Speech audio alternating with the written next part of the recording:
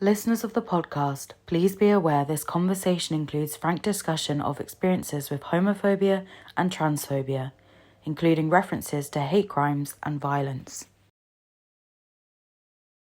Hello and welcome to our LGBTQ History Month podcast. I'm your host, Aisha Akram.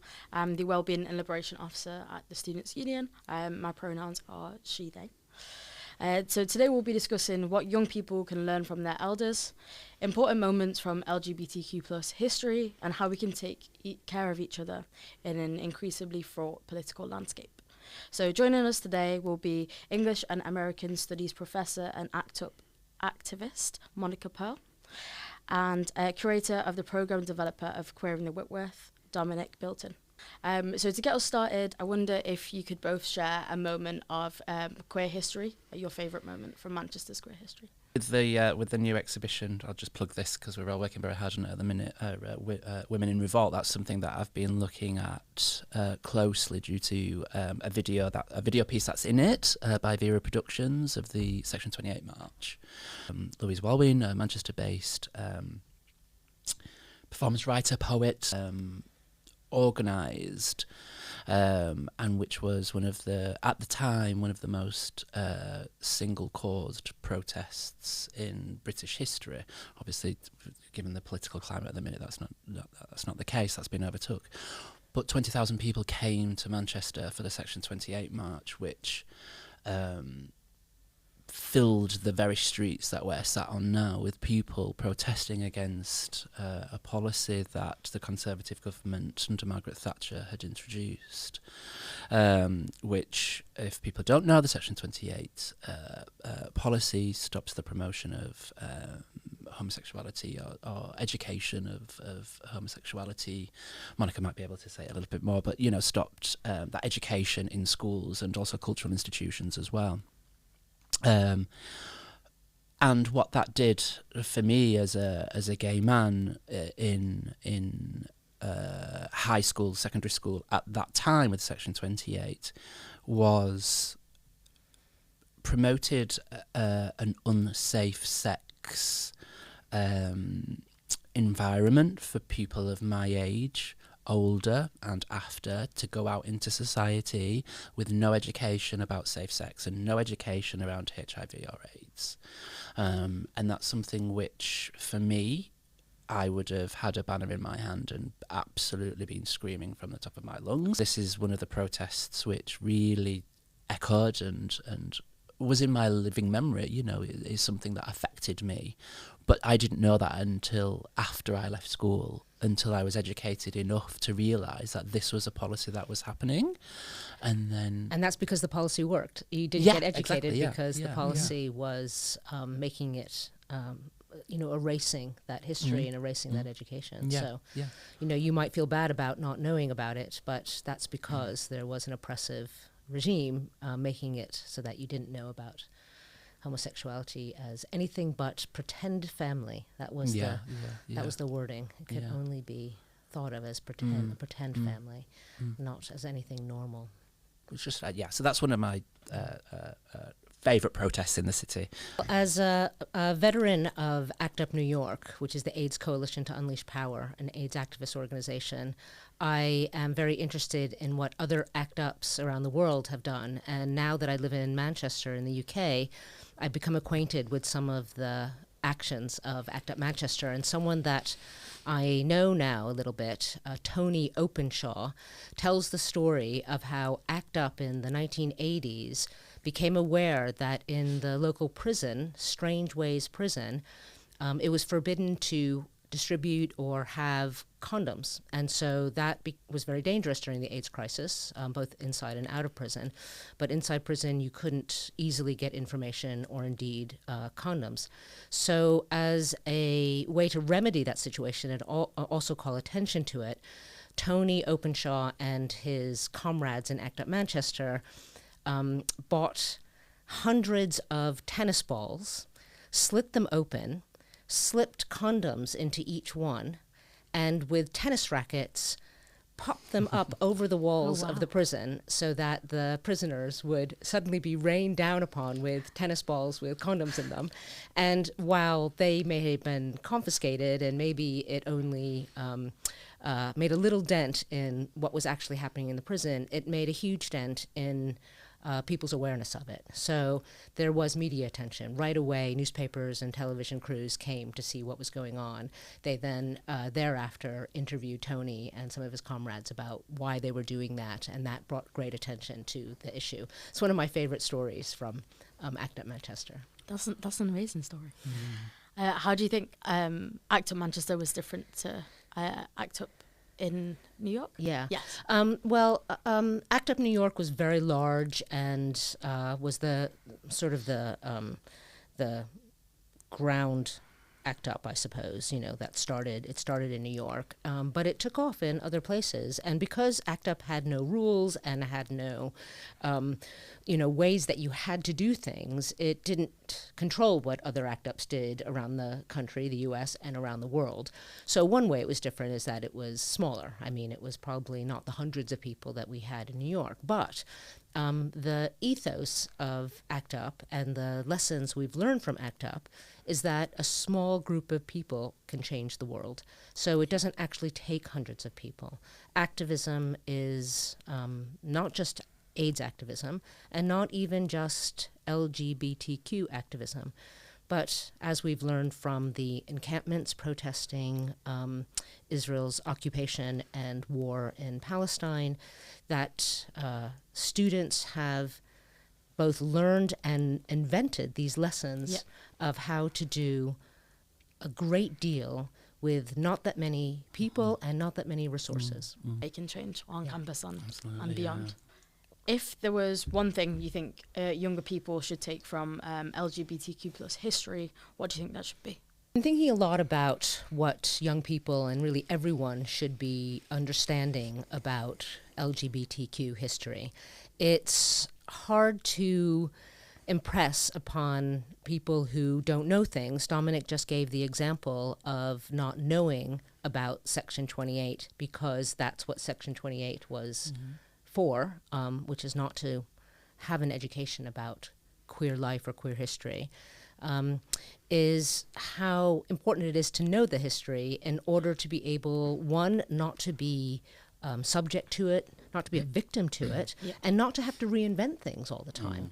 Because without knowing the history, without learning it, without passing it along, we are not just bound to repeat it, but we're bound to fall victim to the same sorts of strategies that governments and authorities and systems really want us to fall prey to. So one answer to your question, what should we know about LGBTQ history and what should young people know about it, is just to know it, just that there are things that they probably don't know and that they ought to. And not just because it's a lesson to be learned, but because it's empowering and strengthening and forms bonds and forms solidarity. One of the things I've been thinking about, I'm working on a new book about AIDS representation and thinking a lot about history and where we are now and how AIDS is represented in art and culture, is a kind of simple observation, which is that queer people have so far not had families and generations of sort of a method of passing down information and stories that a lot of other oppressed or marginalized or disenfranchised communities often have. Now, I'm not saying that all communities are able to pass down hard stories. We have lessons from history that tell us that it's hard to speak about traumatic experiences. But without having families and without the encouragement of connection and community, we don't always know that history, and we're in a special position of being deprived of it. So it's a long answer to your question about it, but it really is urgent for us to not just learn the history, but to understand how important it is to know it. And what would you recommend to a young person that wants to learn about LGBT history? Where would it be the best place they could find it, or would it be through connection, community? Connecting to community is always the best way to feel emboldened, to feel you have agency over the world, about the past and the future. So I endorse that for all kinds of reasons. I am, I'm a lecturer in a university, so I believe in formal education, but I also believe very much in informal education. So one of the things that I've done during strikes here, and certainly during my time as an activist, is to create teach-ins. And I know that there were teach-ins in the encampments, in the fight, the student fight, and indeed the community fight against Israel's occupation and war in Gaza. So teach-ins are ways to pass along information, to learn. Everybody gets to learn in those situations. Yeah. I mean, I could name books, and I could name projects, and I could name oral history projects online, but I'd be very glad to put together a list of the sorts of histories I think are important to know. Yeah. But I think that just the enterprise and the structure of teach-ins in communities is just the way to go. Mm-hmm. I think they're really powerful and like really, really good knowledge sharing spaces. And when it's like community led, it's even more powerful. Yeah, completely agree with Monica. I mean, we can point out literature that people can go to and read, or investigate that way, or podcasts or YouTube videos, etc., that we can all point to learn. But one of the things about LGBTQ plus history, I think that's important to remember for young people, is to be critical about who's wrote it and why, and under what guise. I think that's really important. So particularly within art history, I work within the arts, visual arts, so particularly within art history, and the erasure often of queer narratives through a homophobic lens. So they will talk about being, an art historian, for example, will write about an artist, a subject matter or an artist being gay, great, but under a homophobic lens. So I think with LGBT history, like with anything, it's really important to be critical about what it is that we're reading, who's wrote it, when as well, particularly is a really key, is really key as to the politics that was going on at the time. Art history is a prime example of the erasure of LGBTQ plus history, even though it's there in our face. An academic who I can't remember off the top of my head, but she writes about Getting Medieval, it's called, and I think it's Caroline somebody or other anyway. It's about, within history, is these messages in a bottle, where people from the past send these messages in a bottle, so that when we come into a more understanding landscape or culture, then we can decipher these messages that have been sent in a bottle, i.e. through art history. So, for example, within the Renaissance art, as Monica may be able to attest to, it's full of queerness. It's full of same-sex desire, representation, transness. It's full of it, and that's 600 years ago. Over half a millennia ago, and it's there. But it's how it's written about, I think, that gets distorted. Is that Carolyn Dinshaw who wrote That's that? the one. Yes, well done. Thank you, Monica. Professor Dr. Monica Pearl.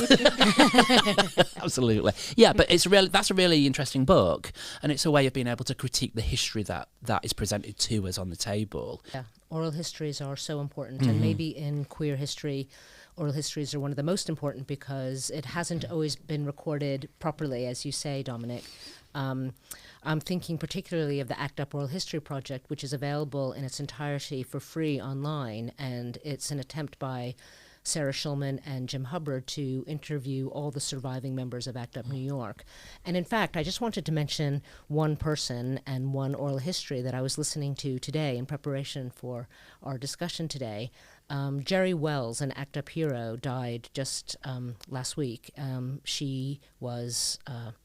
as I said, she was a hero of ACT UP, someone whose name you might not have heard of because, we were a community. We were not necessarily a group of leaders or heroes. But she said something in her oral history, and again, I was able to just go online and listen to what she said, and she said something really powerful, which is that she was very shy before she joined ACT UP. Sarah was asking her, you were sort of one of the leaders, one of the big people in ACT UP, and she said, I was a big mouth. I was so shy when I joined ACT UP, and then I became a loudmouth, and I learned that being a loudmouth was a way to change things, to not be satisfied with how things are, and to not accept crumbs. Because when you're an activist and you try to fight to change something, the people in control will always want to change a tiny bit in hopes that you'll go away. And so she also said that you learn how not to accept crumbs. 100%. I think something that's really important is oral history for me as well, because like I grew up, so I'm in a Muslim household, so the people, like my older generation, there isn't really stories that are passed down to me. So like I'm kind of like the first openly out person in my like family tree, I guess, because or if there is, I don't know about the history before. So I think it's really important to like hear stories from like people like yourselves and other people that are able to share stuff with me about queer history, because then I wouldn't have learned it through generations or through like just growing up. That's not something that I would have heard of. And it's the first time I heard about Section 28 too. Wow. What, today? Yeah. Oh, wow, yeah. Well, exhibition at the Whitworth will have a lot. Yeah, there's a really great film in there. And incidentally, within that film as well, that there's a shot of a playground which is in my estate where I grew up. And I was like, where were, I just didn't know, where were these women? You know, where were they? And that's in my estate, and I still didn't know. I mean, it was quite a rough estate, and you wouldn't have known then. And people didn't want to talk about it. No, they wouldn't. Absolutely not. No. I did want to say one more thing about how we might how we might sustain and learn and pass along our LGBTQ history, and that's through art. The fact that the government wants to defund the arts is 100%. A tip-off that there's something very powerful about the arts. They want to make it sound like it is inconsequential, but on the contrary, it is how we tell stories, how we learn stories, and I mean the arts of all kinds: plays, novels, films, performance art, poetry, all the arts. And some will get it right, some will get it better, some will be rough, but if we don't fund it and do it and have as much of it as possible, we're going to lose a sense of how to communicate with each other and how to pass those stories along. It's not just history books from which we learn. Yeah, 100%. Like I do poetry, and I talk a lot about my experiences within that, and I think there's something so powerful about storytelling and being able to continue that, because that art is kind of immortal. So it will definitely pass on generation to generation. And it tells a truth. Art tells a truth that non-fiction can't tell as well. 100%. Yeah. Sure. So the next question is, so there's obviously a lot of fear in the current political climate. Do you have any well-being advice for younger people that are going through this, experiencing this hostile atmosphere? Yes, I think the cure is activism. I actually believe that the cure to feeling distressed, feeling disempowered, feeling even depressed, and I'm not minimizing the personal woes that people feel, and people should seek out their counseling and meds and whatever they need personally. But the larger cure, the community cure, is activism, because what it gives you is not just the feeling of agency that you can change the world, which sometimes works on one day and sometimes works less well on another day and can feel defeating. But what it gives you is solidarity. It gives you community. It gives you a sense of knowing that other people feel as you do about the world not being as good as it can be, and the reasons why, and can educate each other, and feeling that together you have the power to make change. Amazing. Do you think that, just out of curiosity, do you think that the idea of Pride being a protest has been lost? Yes, Pride was a protest, and it still should be a protest. I am all for celebration. I am all for, you are doing activism in order to be able to dance the night away, right? You're not just doing the work. You want to have the pleasure. Pleasure is, in fact, the thing that we're fighting for in the LGBTQ political community. Reproductive rights, which sometimes can seem like it's not an LGBTQ issue, but very much is, because it is implicated in the same way in the problems of pleasure. And when I say problems, the problems are of people wanting to attack our pleasures. Yeah. It's all about sexual liberty. It's all about rights to decide what we do with our own bodies.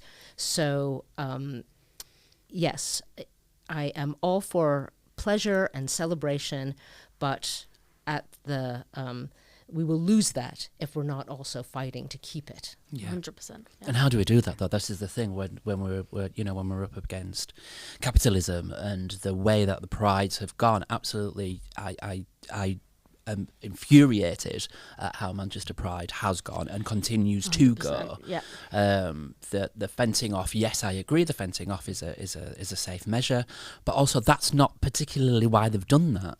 It's to keep people that are not paying their ticket money to come in to be able to dance the night away on a free street 360 4 days a year anyway. It really infuriates me, and it really takes away that activist vibe about what pride marches should be about. It really, you have to pay to enter the pride parade. Obscene. Pride, who does it belong to? Because it's been taken away from us individuals that are on the streets that want to protest, that want to hold our placards up and say this is absolutely ridiculous. There's anti-pride marches, that lots of people are now doing, and rightly so. Anti-capitalist marches all over the world, of course, but particularly in Manchester, it seems so much. It's just a toxic environment around Pride, and I think something has been taken away. And I think it started with Euro Pride, when that was the first. It was 2000s, early 2000s, I think, when I first started when I first came to Manchester. And Euro Pride was the first real Pride where it had been fenced off around the village, and you had to pay to get in. Before that, it was free, and it had always been free. I was 17 and came over on the train from Leeds to see Danny Minogue in Sackville Gardens for free. Do you know? I mean, she was. She's still a Minogue, but still, it was free, and you donated to buckets. Your drag queens would come round, and volunteers from George House Trust, etc., with buckets, and you put money in, and they earn now more money by doing that, by volunteering and putting money in buckets, than they ever did from gating off an area because of all the costs that are involved in it, and the salaries that the CEOs are getting, etc., etc. What is Pride and who is it for? Really is the key. That really boils down to like who is allowed to be political, what queers are allowed to be political in Manchester, one of the biggest queer cities in the UK, and you have to pay for that. Yeah, it's absurd. My first one was 2 years ago, I want to say, and I was horrified over how many how much it's been commercialized, and how many companies that have temporary activism during Pride Month and then just completely wipes off the face of the earth afterwards. Absolutely. And I think a lot of people boycotted Manchester Pride last year because of their sponsors. And it is. I mean, that's a whole different conversation around, Pride and and how they're run. But you still have free prides, such as Leeds, one of the biggest free prides in the north. Pink Picnic in Salford, which I really enjoyed last year. It's really nice to to come together or have the entire community there. On the same topic of looking after each other, what does this look like within institutions? How can we take care of each other? How can we support each other within institutions? I can speak about artistic institutions, for sure. I can speak about art galleries and museums, and that is by representation within the spaces.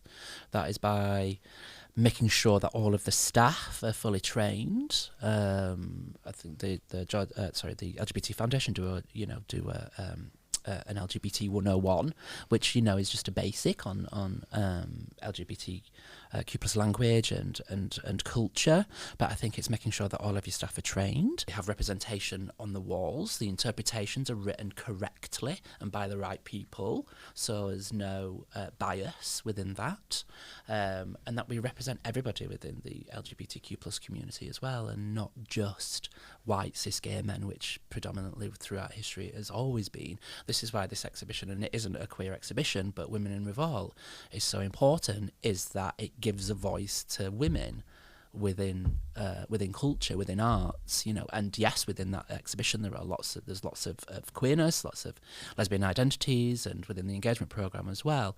But it just goes to show that we need that representation on the walls, and that's what we can do really for the LGBT community, to be seen, to feel safe within those spaces, and that's what I've been working on for the last 10 years, and I've been at loggerheads a lot of times for that representation to be on the walls. But we're there, I think. We're getting there. The Whitworth is a really great place at the minute for that to be seen and to be felt, which I think is so important. Yeah, and, to sort of contrast a little bit with what Dominic is saying about how to create connection and solidarity within the institution, is what you asked. In contrast to safe spaces, I try to create slightly unsafe spaces. And by that I mean, as an educator, both in the institution, the academy, and also outside of it, I was running a queer salon at the Whitworth Gallery. Very well attended. I was trying to get those to continue. Yeah, and we might continue those. Great. There were monthly Yes. discussion groups in the gallery of a topic that I chose every month, but people signed up without even knowing the topic. Absolutely, so desperate yeah, were people to yeah. have this Yes. kind of Yeah. intelligent Community, conversation, yeah. queer Yeah, conversation yeah. outside of the academic institution. But what I try to do in both cases is to create a climate where people can work stuff out loud without knowing already what they think, or indeed knowing the right thing to say and the right way to say it. Because I think we also are in a climate where people feel like they have to get things right. Yeah. They can't insult someone. Of course, we don't want to insult each other. And I want, of course, to be careful and respectful, but I also want us to be able to make mistakes and to get it wrong, and to have an atmosphere of tolerance for a sense that we're trying to get it right, but that we might stumble in getting there. And I think we have to find a way to be, of course, the activist in me wants to make people do the right thing right away 100%. on my terms Yep. within a certain amount of time. But the educator in me wants to be patient and know that people take a while to figure things out, or they might not know a certain historical incident that will make a difference to what they're seeing or doing now. They might not know the right language to use, and that has to be okay if we really do believe in education and getting from one place to another. I think you, though, create that safe space, even though you challenge and, provocate.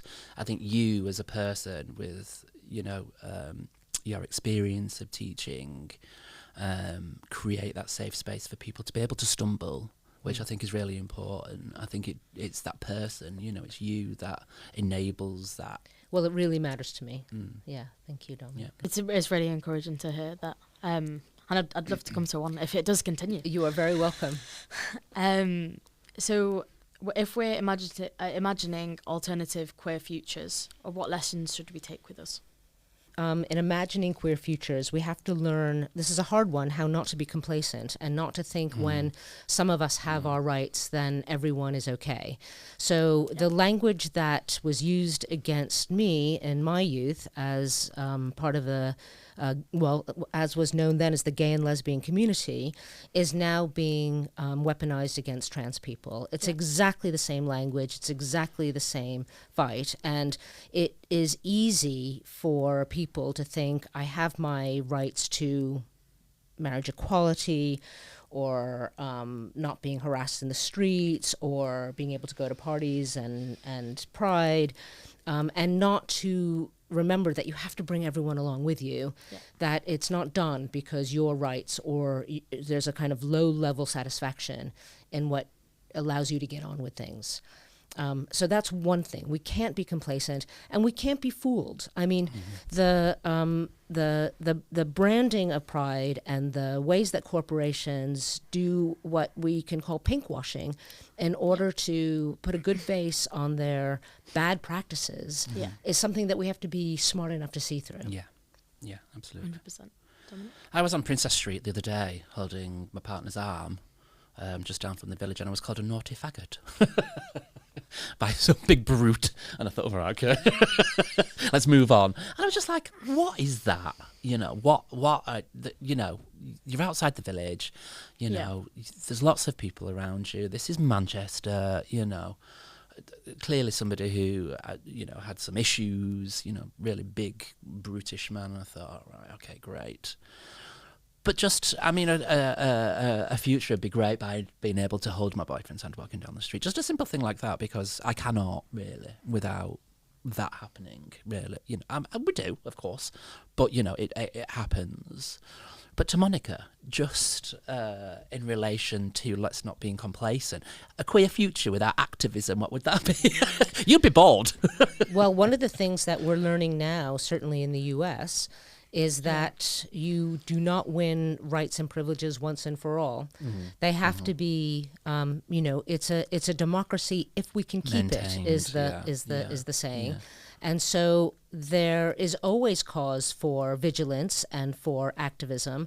You know, things are rarely going to be okay for everyone. And we have to look beyond our own lives to see, you know, if you are not doing activism, it means that you are okay with how things are. Yeah. And that is an indictment if you really can look around and think everything's okay for everyone. Do you think it's a utopia? And I don't think that you have to do activism every minute, but we have to be engaged. And again, doing activism is not an ordeal. It's rewarding. We get the benefit of it, but it is an obligation, right? We're not entitled to put down our swords because we think we're done. Be like everything's fine if your own identity isn't scorned against, then it's a privilege to be able to say like everything's okay for everybody else. And also, like, one thing that I'd probably say is, like, when we're imagining queer future, and taking an intersectional approach to it is something that's really important. Because I think a lot of the time there can be a focus on, like, sole queer identity, and there's so many different intersections that people within the queer community face. And they have, like, a different layer of oppression added to that. And I think when we're looking at queer futures, that's something that should be really focused on, because if that person, for example, if tomorrow we had like every single right in like LGBTQ plus, and then somebody has like a different added identity, for example, like they're Muslim or like South Asian, which I am, then that would be saying the connections between things, so that immigration is a queer issue, reproductive rights are a queer 100%. Issue, and that we can't disaggregate issues to think, oh, this is my issue, and when that's done, I'm done. Funding education and funding the arts, because it may seem, and it may, there may be the powers that try to convince us that those are luxuries. Audre Lorde famously said that poetry is not a luxury, and you know, the Black lesbian feminist poet, and she was saying that politically. Of Women in Revolt from the 1970s.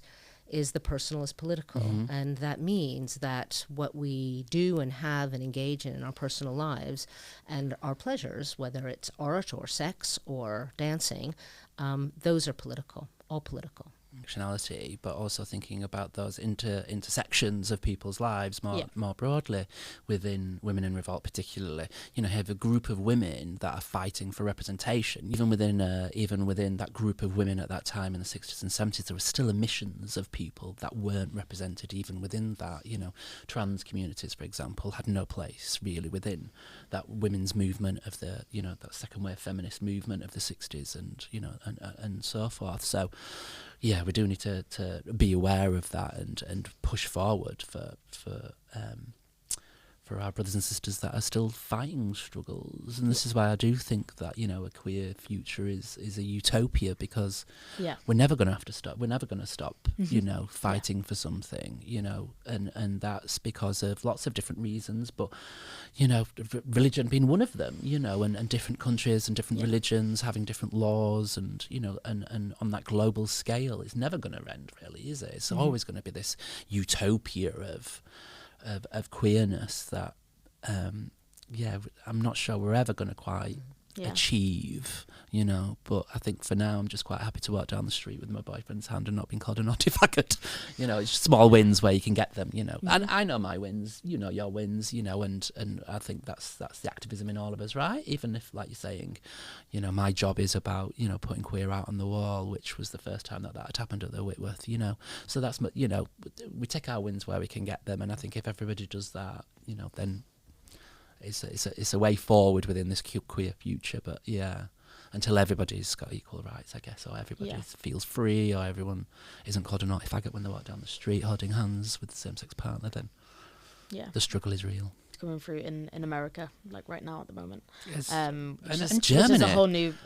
And Germany, the far right, on Sunday's general election, the far right will be the opposition party in the Reichstag. It looks like that's what's happening in the UK as well. The problem too is that once we're fighting authoritarianism or fascism, we are then reduced to our basic identities, and that stops us from being able to grow into or thinking about the complexities of our identities, so that we become gay, or we become trans, or become a woman only, if you see what I mean, or that we become our religious stamp or ethnic stamp.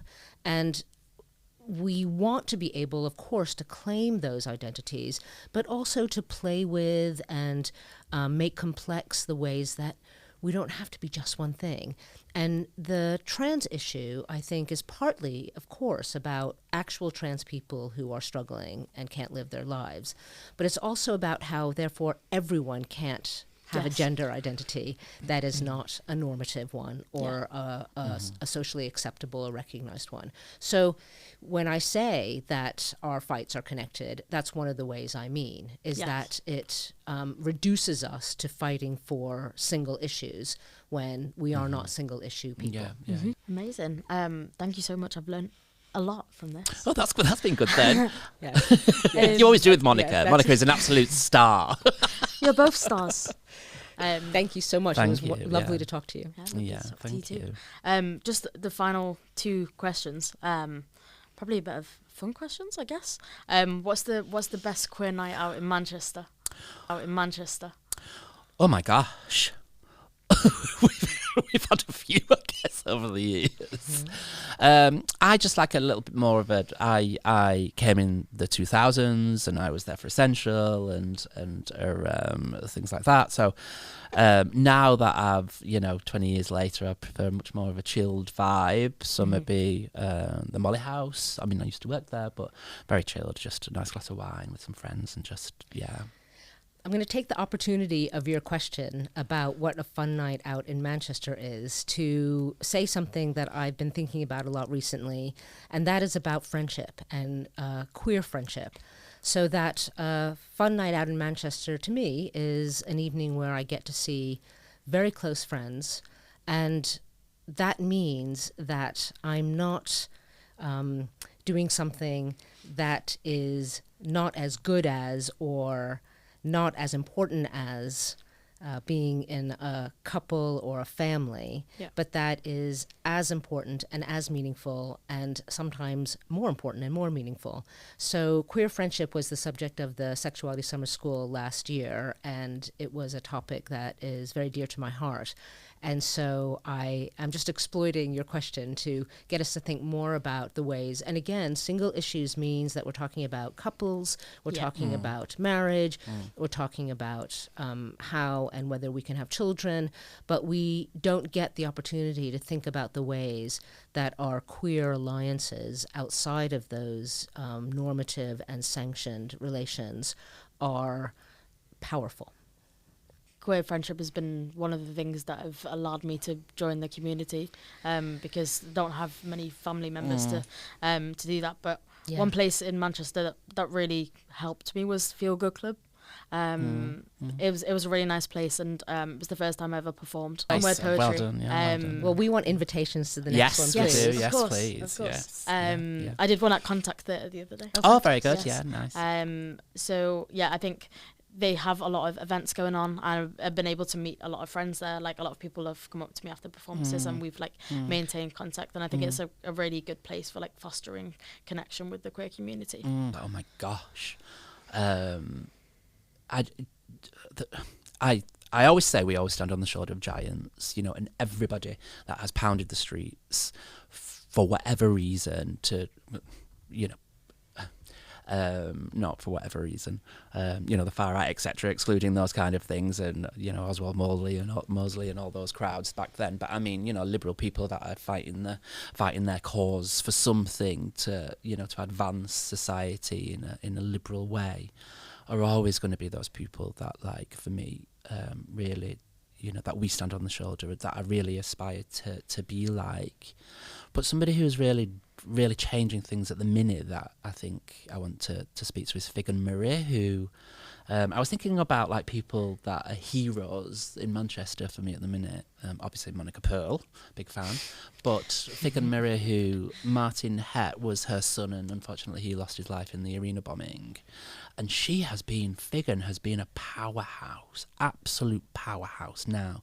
And it was looking through these questions and thinking about people that are actually turning anger, like you're saying about, like Monica's saying about activism, you know, where use that as a driving force to be able to make change. And she has, so that hurt and the pain and anger of losing a son in such a horrific way, she's channeled all of that into making Martin's Law, you know, to make these venues safer for us all, you know, all as a way to be able to promote safer spaces, so that when you send a child or when you send a loved one to a concert or to a venue or to something like that, you can ensure that they're safe. Heterosexual, but her son was getting absolute massive ally for everybody, and rightly so. And she's not, obviously she's still with us, but I'm just thinking about historically, like, what her legacy is going to be as well, you know, for the city and for the country. Amazing, really amazing. An activist in ACT UP New York is that you can do and make great change without having leaders. And I learned from doing activism that you bring people in and ask them to do what they are capable of doing and ready to do, and that not everyone can do everything, and nor should they. So I want to mention again Jerry Wells, who was a hero in ACT UP, a hero to me, a hero to many people, who died just last week. And the fact that that name is not one that you are going to recognize from ACT UP New York is not, I'm not saying that's a problem. I'm saying, in fact, it's an indication that we were all able to make change without having to stand out or organize everyone else or make decisions for everyone else. And that's important to know, that you don't have to start out being a hero in order to be able to do activism and make change. Sometimes having a leader is a kind of derailment by saying, let's not always have to name people who are important in history as a way of saying that as a community we all can matter very much. Yes, for sure. 100%. South Africa. Yeah, I think for me, because coming from a Muslim community, it's really, I don't know, it's really like hard, because obviously he was the first openly gay imam, and I've never seen like a religious leader to be able to do that. Yes. And I think it was somebody that I really looked up to as somebody who like basically kind of paved the way for a community to be able to be formed. Which way to counteract the need for leaders is to say the names of our comrades, the kind of foot soldiers on the ground, when they pass, but also before they die. Yes. Right? Yeah. To name the people who matter to us before they are gone. Yes. Yeah. 100%. We stand on the shoulders of giants. You know, it's Always. really important. Yeah. I've taken a lot away from it, and the full episode will be available to listen back to on YouTube.